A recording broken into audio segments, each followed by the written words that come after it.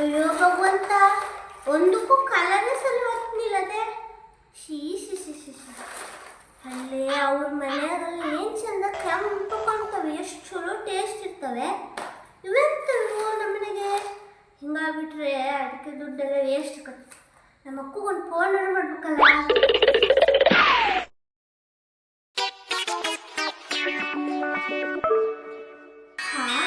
ಏನು ಚಳಿ ಚಳಿ. ಯಾರು ಫೋನು? ಒಬ್ರು ಫೋನ್ ಮಾಡ್ತಾರೆ. ಹಲೋ ಹಲೋ, ಎಂತ ಮಾಡ್ತಿದ್ದೆ ಅಕ್ಕ? ಹಾಂ, ಎಂತ ಇಲ್ಲ, ಟಿ ವಿ ನೋಡ್ತಾ ಕೂತಿದ್ದೆ. ಬೆಳಗ್ಗೆಯಿಂದ ಕೆಲಸ ಮಾಡಿ ಕೈಕಾಲ ನೋವು, ಹಾಗಾಗಿ ಚಳಿ ಅಲ್ಲ, ಟೀ ಕುಡಿದು ಟಿ ವಿ ನೋಡ್ತಾ ಇದ್ದೆ. ಹೌದೇ, ಟಿ ವಿ ನೋಡ್ತಾ ಇದ್ದೆ. ಸರಿ ಅಂತೆಲ್ಲ ಕಣೆ, ಫಸ್ಟ್ ಬೆಳೆ ಬಂತಲ್ಲೇ ನಿಮಗೇನಾಗಲ್ಲ, ಅಡಿಕೆ ಕೊಯ್ಲು ಆತ ಅನ್ಸುತ್ತಲ್ಲೇ. ಇಲ್ಲೇ ಕೊನೆ ಎಲ್ಲ ಕೊಯ್ನಿಲೆ, ಮಂಗನ ಕಾಟಲೆ ಹೋಗಕ್ಕೆ ಆಗಿಲ್ಲ. ಅಲ್ಲೇ ಎಲ್ಲ ಬಿದ್ದು ಹೋಗ್ತದವ, ಆತ್ಕು ಬರೋಣ ಇಲ್ಲ ಕಣೆ. ಮಂಗಲ ಎಲ್ಲ ತಿನ್ಕೊ ಹೋದ್ವಿ ಅಂತದ. ತಂಗಿ ಮದುವೆ ಹೋಗಿದ್ನಲ್ಲ ಮೊನ್ನೆ. ಭಾರಿ ಚಲೋ ಮಾಡಿದ್ರೆ ಊಟ. ಓಹೋ, ತಂಗಿ ಮದುವೆ ಹೋಗಿದ್ಯಾ? ಇಲ್ಲ ಭಾರಿ ಚಲೋ ಇತ್ತು. ಹೌದು. ಕಡೆಗೆ ಇಲ್ಲೇ ಅದಕ್ಕೆ ಕುಚ್ಚಕ್ಕೆ ಇಟ್ಟಿದ್ದಾನೆ, ಒಂದಕ್ಕೂ ಸರಿ ಕಾಲರೂ ಬರಲಿಲ್ಲ, ಬೆಂದು ಅಂತೇಳಿ ಗೊತ್ತಾಗ್ತಾ ಇಲ್ಲ. ಹೆಂಗೆ ಮಾಡೋದು? ನಿಮ್ಮನೆಗೆಲ್ಲ ಭಾರಿ ಚಲೋ ಕುಚ್ಕಿತ್ತಿರಲ್ಲೇ, ನಿಮ್ಮನೆ ಬೆಂದಾಗೆಲ್ಲ ನೋಡಿದ್ನಲ್ಲ. ಹೋ, ಅಯ್ಯೋ ಎಂತ ಇಲ್ಲ ಕಣೆ, ಬೇಯಿಸದೆ ಅಂತ ಇಲ್ಲ, ಭಾರಿ ಈಜಿ.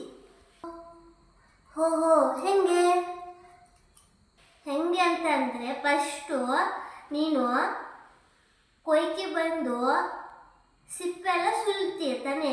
ಸುಲಿದಾದ್ಮೇಲೆ ಕಂಚಿಂದು ಇರ್ತಿತ್ತಲ್ಲ, ಕಂಚಿನ ತಾಮ್ರದ್ದು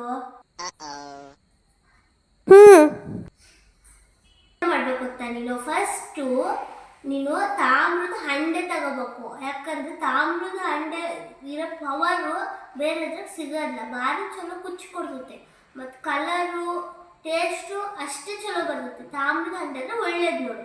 ನಿನ್ನ ಹತ್ರ ತಾಮ್ರ ಇಲ್ಲ, ಕಷ್ಟ ಅಂದರೆ ನೀನು ಬೇಕಾದ್ರೆ ಸಿಲ್ವರ್ ಹ್ಯಾಂಡಾಗೂ ಮಾಡ್ಬೋದು.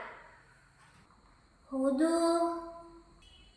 ಇಲ್ಲೇ ತಾಮ್ರದಿಲ್ಲ. ತಾಮ್ರದ ಇಡಕ್ಕೆ ಕಡೆ ಸಣ್ಣದೊಂದು ಗಡ್ಗೆ ಥರ ತಂದಿಟ್ಕೊಂಡಿನಿ ಹಂಡೆ.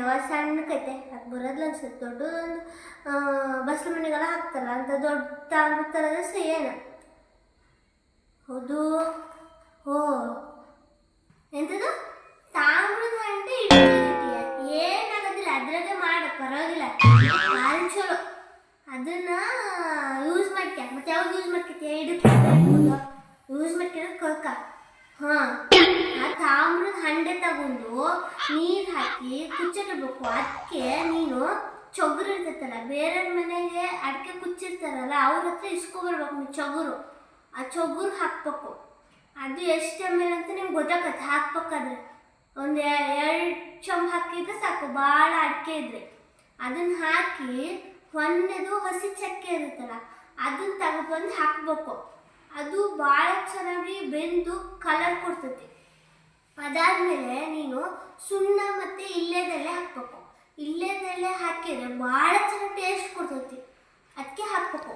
ಹಾಕಿ ಚಂದ ಕುದಿಸ್ಬೇಕು, ತೊಳಸ್ತಾ ಇರ್ಬೇಕು, ಇಲ್ಲಾಂದ್ರೆ ಅವಳು ಹಿಡಿದುಕತಿ. ಭಾಳ ಚಂದ ತೊಳಸ್ಬೇಕು. ಬೆಂತು ಅಂತ ಹೆಂಗೆ ಗೊತ್ತಾಗತ್ತೆ ಅಂದರೆ ಕೇಳಿಸ್ಕೆ ಅಣ್ಣ, ಫಸ್ಟ್ ಹೇಳಣ್ಣ. ಬೆಂತು ಅಂತ ಹೆಂಗೆ ಗೊತ್ತಾಗತ್ತಂದರೆ, ವೈಟ್ ಕಲರ್ ಕಣ್ಣು ಕಾಣಿಸ್ತೈತಿ ಮೇಲ್ಗಡೆ. ವೈಟ್ ಕಲರ್ ಕಣ್ಣು ಕಾಣಿಸ್ಕೊಟ್ಲೆ ಬೆಂತು ಅಂತ ಅರ್ಥ. ಆಮೇಲೆ ನೀನು ಎಂತ ಮಾಡ್ಬೇಕಂದ್ರೆ, ಅದನ್ನು ತೆಗೆದು ಕ್ಲೀನಾಗಿ